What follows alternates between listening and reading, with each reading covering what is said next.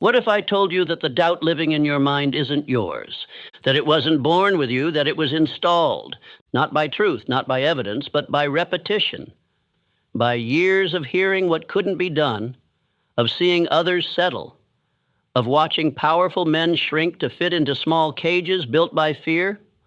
What if I told you that every hesitation you've carried, every quiet voice that told you to wait, to hold back, to question your own strength, was never yours to begin with? It was borrowed, programmed, repeated, but not born. Because you, my friend, you were not made to question yourself. You were made to build, you were made to rise, you were made to win. Not eventually, not someday, not when everything lines up perfectly, but now. And if you stay with me, not halfway, not half listening, but fully, if you breathe these words, speak them aloud, and return to them daily, then something will begin to shift, not in theory, not in imagination, in identity. Because what I'm about to give you is not a motivational talk. It is a reprogramming, a full recalibration of the system that has quietly allowed doubt to lead your steps for far too long. And when it's over, when the last word has been spoken, you will no longer recognize the version of yourself that accepted smallness as fate. Because doubt, as I will show you, is a habit, and habits can be broken. But belief is a decision. Belief is the act of remembering who you were before the world taught you to shrink. And today we return to that man, the one who knew he was meant for more, the one who didn't wait for proof to take the first step, the one who acted as if victory was inevitable. And let me tell you something most men never hear. That man is still inside you, waiting, watching, wondering when you'll stop listening to the old voice and start moving like a builder again. So say it with me now. I was not made to doubt, I was made to win. Say it louder. I was not made to question, I was made to decide. Say it until your voice shakes off the dust of hesitation. I do not wait for courage, I move anyway. Because today, we are not here to play with belief. We are here to make it law. And once you've made a law of the mind, the body, the voice, the results, they follow. So stay with me from this first word to the last breath. And let's begin the process of burning doubt out of your identity for good. Let me be very clear, you were not born with doubt. No man is. Doubt is not a natural instinct. It is not hardwired into your soul. It is a condition, a disease of the environment, a mental parasite that grows only when fed. And the world, my friend, is full of feeders. You were born with curiosity, with hunger, with fire.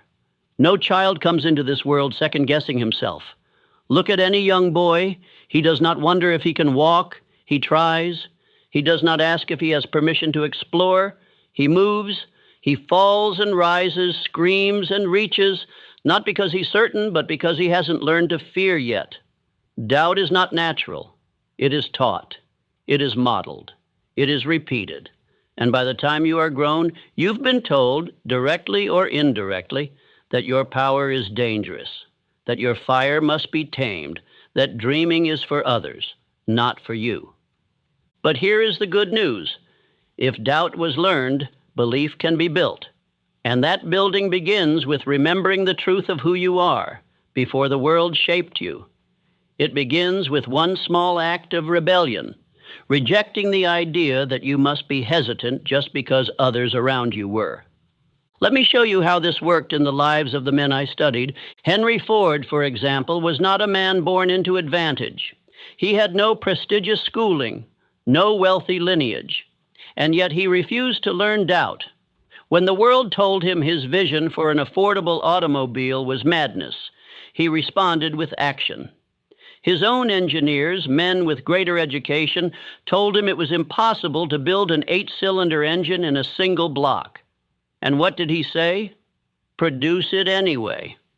Not once, not twice, but every time they returned with failure, Ford said the same words, produce it anyway. That's not genius. That's not luck. That's belief. A belief so firm, so final, that it didn't flinch in the face of impossibility.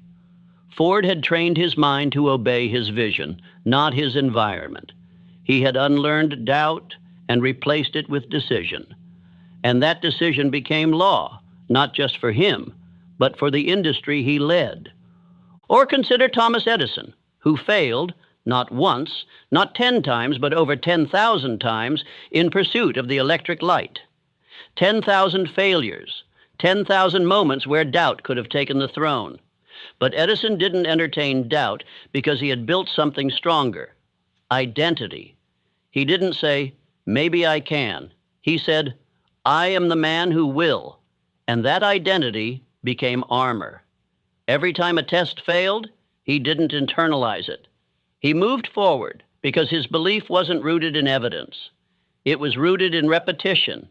He had told himself again and again that this would work, that he would work, that something would work. And so it did. Understand this. Belief is not a feeling. It's not something you stumble into.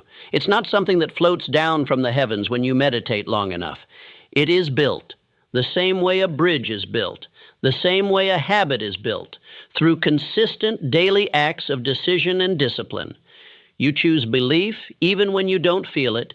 You repeat belief even when your old identity screams otherwise. You walk like the man who knows, even when part of you still doubts, until that part no longer has a seat at the table. That's what Andrew Carnegie understood. When I sat with him, when I studied his methods and mindset, I discovered something that changed me forever. Carnegie didn't see belief as optional. He saw it as structural, as foundation. He once told me, if a man does not command his own mind, someone else will. And that's exactly what doubt is, a sign that you've surrendered your authority. Not consciously, not deliberately, but over time in small, subtle ways, you've let doubt set the tone. But that ends now, because now you are awake. Now you know the origin of the doubt you carry. It wasn't born with you. It was given to you, and now you are giving it back. Say this out loud. Doubt is not mine. I refuse to carry it. Say it again. I do not live by hesitation. I live by decision. This is how you begin, not by feeling powerful, but by speaking power, by walking with posture that reflects certainty even before certainty has taken root. Because the subconscious does not obey logic, it obeys repetition. And every time you move like a builder, speak like a leader, act like a winner, you are building belief.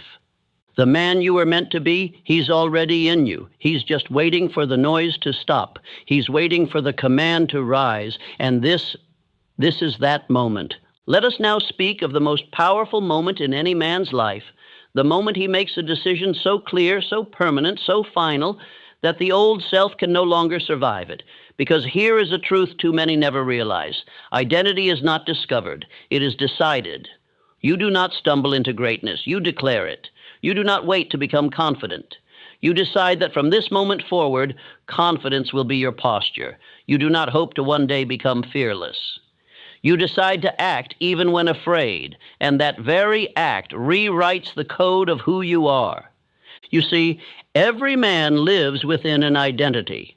The problem is, most men live inside an identity they never chose, an identity built from accidents, from repetition, from fear, from the small opinions of small minds. And because they never consciously declared who they were, they've become a collage of contradictions, powerful in potential, paralyzed in practice. But the greats I studied, the men who carved their names into the history of achievement, they all did one thing first. They decided who they were, not based on circumstances, not based on feelings, but based on vision. Let me take you again to Henry Ford. Before he was a titan of industry, before he revolutionized transportation, Ford made a simple decision. He would build a car for the common man. That was it. A sentence, a commitment, a line in the sand. But once that decision was made, everything changed.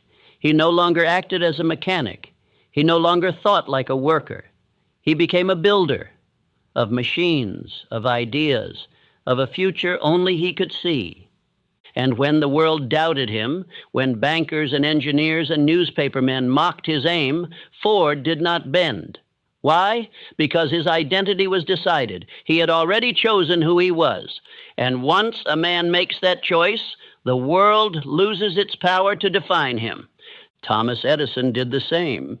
Do you imagine Edison became an inventor by accident? That the light bulb was a happy fluke? No. He decided long before the world believed in him. He said, "I will illuminate the world." And then he began walking toward that vision.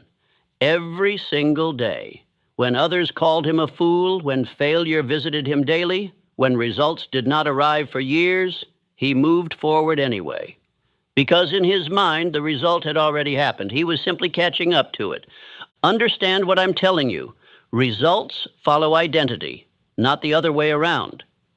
If you believe that you must prove yourself before you can claim greatness, you've already lost. The men who rise are the men who decide to rise. First in silence, first in solitude, first without evidence. Even Abraham Lincoln, a man who walked through war and turmoil, was not led by public opinion. He was led by decision. He did not need everyone to agree before he acted. He had already determined the value of freedom, the weight of unity, the dignity of mankind. And because that decision was final, fear could not break him. Now it is your turn, and you must write your identity in stone. Not scribble it in sand, not whisper it with apology. Declare it. Who are you? Who have you decided to be, regardless of what you've done up to this point? Because until that decision is made, doubt will always have a voice. You must say aloud, "I am not a man of hesitation. I am a man of execution. I do not drift between identities. I have chosen one, and I walk in it." And do not say it once. Say it until your subconscious hears it so often, so clearly, that it accepts it as law. That is how belief becomes identity. That is how decision becomes destiny. Let me offer you a ritual, the same one I saw in the lives of Carnegie, Schwab, Ford, Edison. Each morning before the world speaks, you speak. You declare who you are. You speak your identity aloud, not with hope, but with authority. You write it. You repeat it. You move in alignment with it, even when you don't yet feel like it. Because feeling will follow form. You must form the identity, and the emotion will rise to support it. Carnegie used to say, "A man's habits are simply his beliefs in motion." And what are habits but repeated actions born from a chosen identity? The man who sees himself as a king does not move like a servant. The man who has decided to lead does not wait for consensus. The man who knows he is meant to win does not flirt with doubt. He moves, and with every step his identity deepens until he becomes a force. So I ask you now, what have you been waiting to decide? What version of yourself have you postponed? What identity are you pretending is not yours to claim? Let that end here. Today you decide. You write the new name. You declare the new frame. You burn the bridges to the old self and never look back. Let this be the line. From this moment forward, you do not doubt, you decide, and the world, it adjusts. There is a moment in every man's journey where the greatest progress comes not from a new step forward, but from cutting off the way back. You see, movement without commitment is not progress. It is dabbling. It is dipping a toe into destiny while keeping one foot anchored in doubt. But no empire was ever built by a man who kept a backup plan for mediocrity. No legacy was written by the one who kept the exit door open just in case it got hard. The men I studied, Carnegie, Edison, Ford, Lincoln, they all understood a simple, sobering truth. If you leave the bridge standing, fear will always tempt you to cross it. The phrase "burn the boats" has become cliché, but it was not cliché for those who lived it. Let me take you to a true story. Hernán Cortés, the Spanish conquistador, landed on the shores of Mexico in 1519 with a handful of men to face an empire that vastly outnumbered him. And what did he do upon arrival? He burned the ships that brought them there, not because he was reckless, but because he understood human nature. When the mind believes there's a way out, it never fully commits to the way forward. And though I do not romanticize conquest, the principle remains timeless. You must destroy the exit if you want to force destiny to open the door ahead. This principle is not only true in war, it is true in your daily life. Henry Ford did not say, "We'll try this automobile idea, and if it doesn't work, we'll go back to making carriages." Number. He staked everything. When he committed to the Model T, he shut down production of every other car his company was making, against the advice of his board, against the fear of his peers. He simplified, he streamlined, he focused, and in doing so, he created a revolution in manufacturing. Why? Because there was no retreat. Ford didn't seek comfort, he sought completion. Thomas Edison, too, had no plan B. When he set out to create a functioning light bulb, he faced more than 10,000 failures. But each attempt was made with the resolve of a man who had already sealed his fate. He once said, "I have not failed. I've just found 10,000 ways that won't work." That is not the voice of a man who left the door open to quit. That is the voice of a man who locked it, threw away the key, and set fire to the room behind him. Andrew Carnegie, as a young immigrant with nothing but a job in a telegraph office and a mind full of ambition, decided early that poverty would not have the final word. He did not pursue wealth as a wish. He pursued it as a necessity, not for greed, but for impact. He devoted himself to mastery of industry, management, communication. When he committed to steal, he committed with everything. He was not dabbling.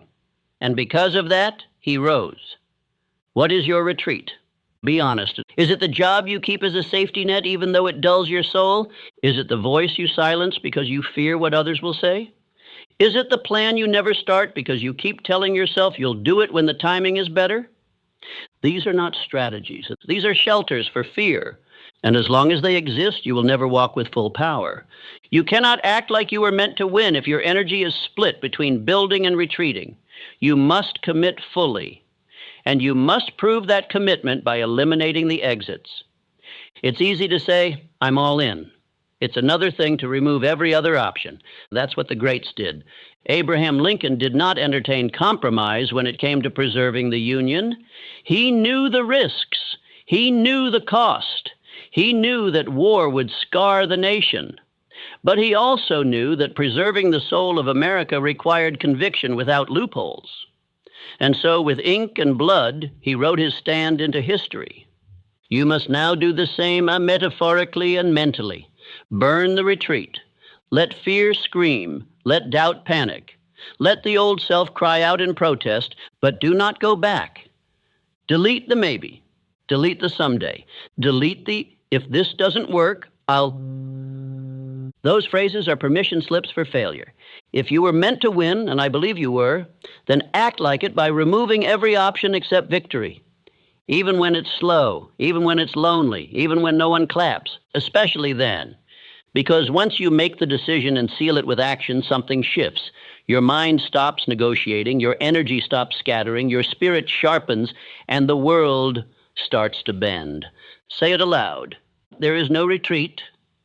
I have made my decision, and the door behind me is gone. I move with finality. I act without escape. These words must not be spoken once. They must be repeated daily until your body forgets what it felt like to doubt. This is not about drama. It's about discipline. Burning the bridge is not loud. It's not showy. It's the quiet decision you make before dawn that today again you will not run. And if you hold that line long enough, something incredible happens. Fear stops talking because it knows you're not listening anymore. There is a voice in every man's mind that determines the quality of his life long before the world ever lays a finger on him. It is the voice that speaks when no one else is around. The one that whispers when the door closes, when the lights are off, when the results don't come, and when the crowd has gone quiet. That voice is not always kind, not always supportive, not always true, but it is always present. And if you do not train it, it will train you. It is a process called autosuggestion.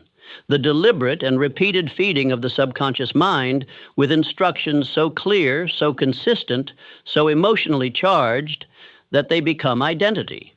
The subconscious mind does not reason. It accepts whatever is repeated to it with emotion. And herein lies your greatest threat or your greatest weapon. Let me show you what this means through real lives. When Henry Ford famously said, "Whether you think you can or think you can't, you're right," he wasn't trying to be clever. He was revealing how he built his empire. Ford didn't have the most